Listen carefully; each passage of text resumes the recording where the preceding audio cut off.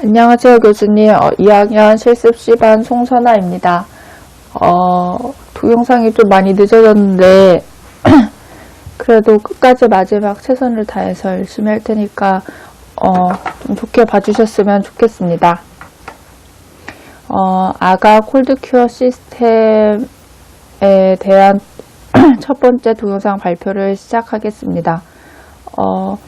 저희가 처음에 처음에 파이버메쉬를 이용해서 상악을 아가 콜드 큐어를 했는데 그거에 맞춰서 발표를 하도록 하겠습니다. 그리고 저번에 선행학습 동영상에서 아가 콜드 큐어에 대한 전반적인 내용을 한번 짚고 넘어가서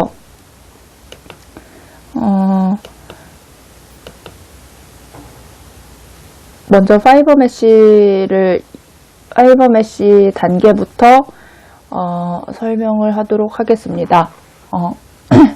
먼저 파이버메쉬는 위치에 강도를 부여를 해주기 위해서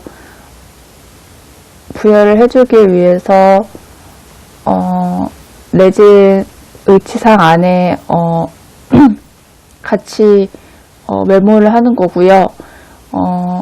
먼저 파이버메쉬는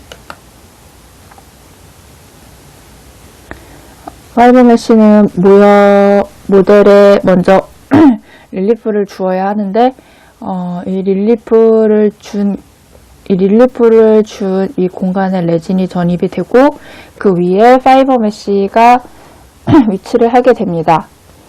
먼저 베이스 플레이트 왁스 0.5mm 정도의 두께의 베이스 플레이트 왁스를 릴리프를 해주고요. 그리고 스타퍼를 한 5개 정도 줍니다. 근데 여기 사진에 보시면 이 스타퍼가 중간에는 중간에는 형성이 되어 있지 않은데 원래 이 가운데까지 해서 5개 정도로 스타퍼를 만들어 주어야 유지가 좀 더 강해져서 실습할 때 그렇게 했던 것 같습니다.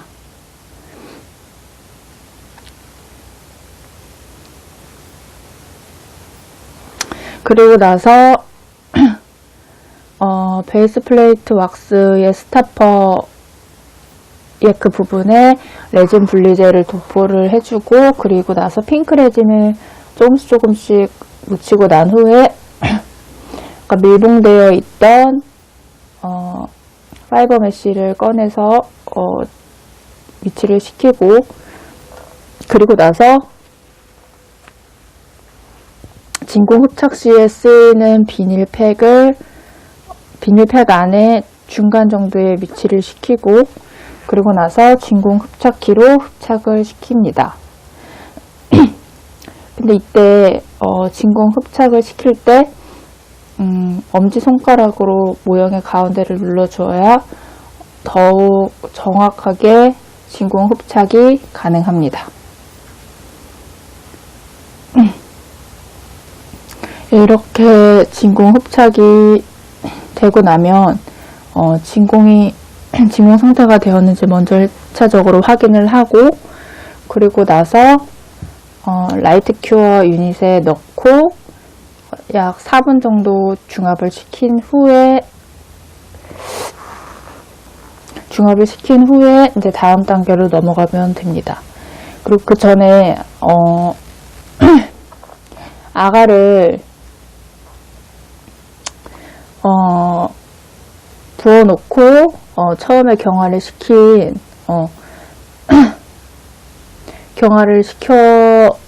놓고 나서 그리고 모델을 이제 먼저 꺼내게 되죠. 그 파이버메쉬를 만들어주기 이전에 그래서 그 과정을 또 다시 살펴보게 되면 아가 콜드 큐어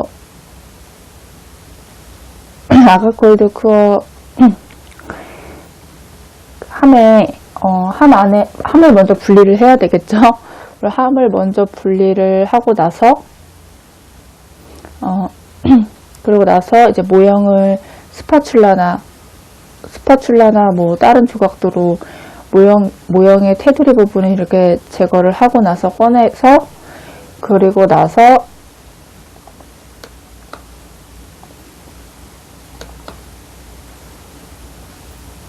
이렇게 보시는 것 같이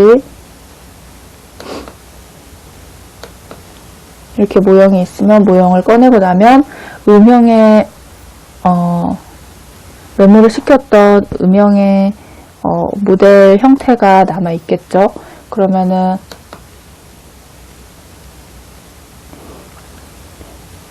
이제 그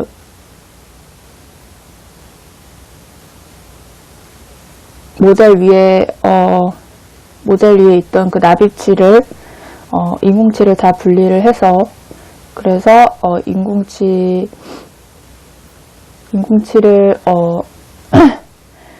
이렇게 따로 제거할 수 있는, 인공치에 묻어있는 웩스를 제거할 수 있는 기구를 이용해서, 그래서 뜨거운 물을 부어서 인공치에 묻은 왁스를 제거를 시켜줍니다. 이렇게 다 제거를 시키면 아까 음영의 모델 안에 있던 인공치의 음영에다가 순서에 맞춰서 인공치를 다시 식립을 해줍니다. 그리고 나서 파이버 메쉬를 장착해 놓은 모델을 다시 음영의 모델 안에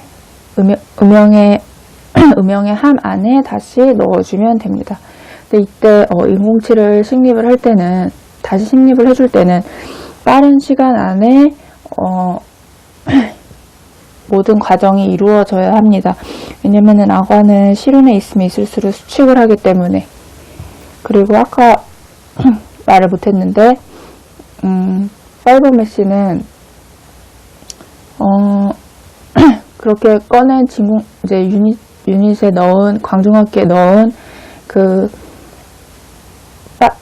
파이버 메쉬를 접착시켰던 그 모델을 꺼내서 가위로 알맞은 크기로 파이버 메쉬를 잘라주고요. 그리고 나서 이제 그 모델을, 인공치를 다시 식립해준 그 아가함에 다시 모델을 넣어줍니다.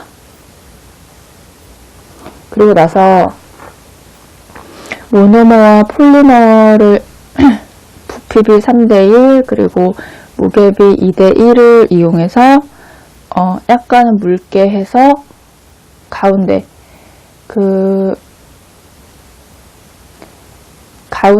함의 그 뒤쪽 부분에 보면 그 동그라미 3개 구멍이 있는데, 이 구멍은 레진이 유입되기 위한 주입료를 생성해주기 위한 구멍입니다. 이때 그 가운데에 있는 부분을 제일 큰 넓이의 통으로 뚫어 주어야 되고요.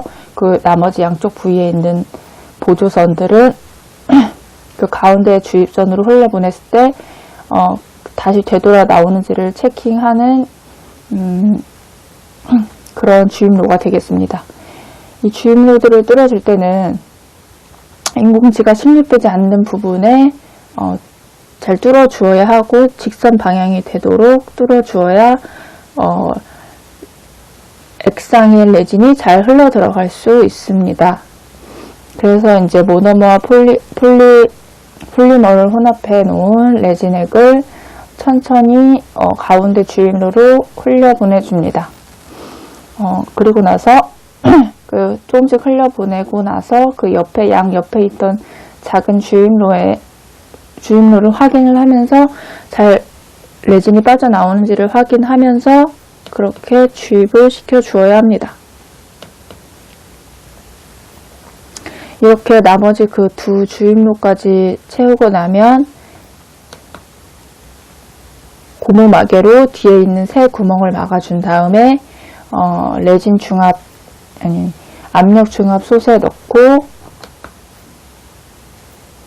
압력 중압 솥에 함을 약 한 3분의 2 정도 잠기게 해서, 그래서 10분 정도 중압을 시켜주면 됩니다. 그렇게 되면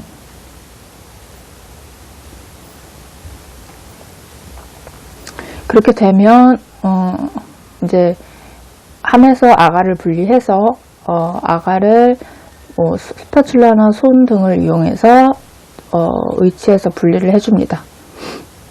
그렇게 나온 의치가 파이브메쉬 아가 큐링 레지 컴플리트 덴처입니다. 제가 생각했을 때 파이브메쉬 아가 콜드 큐어의 장점은 아무래도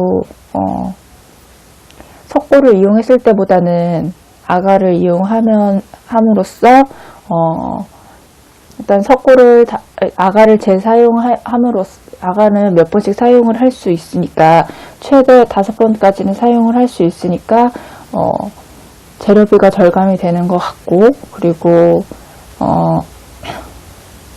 석고를 이용해서 메모를 했을 때보다 시간이 더 적게 걸리는 것 같고, 그리고 디플래스킹 시에 모양이 파절되는 것도 방지를 할 수 있고,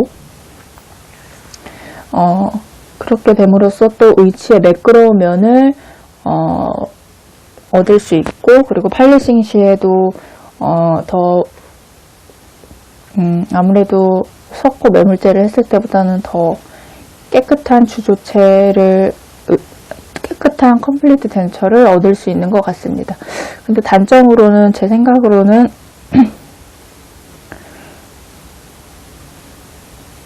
아가를 했을 때의 그 컴플리트 덴처가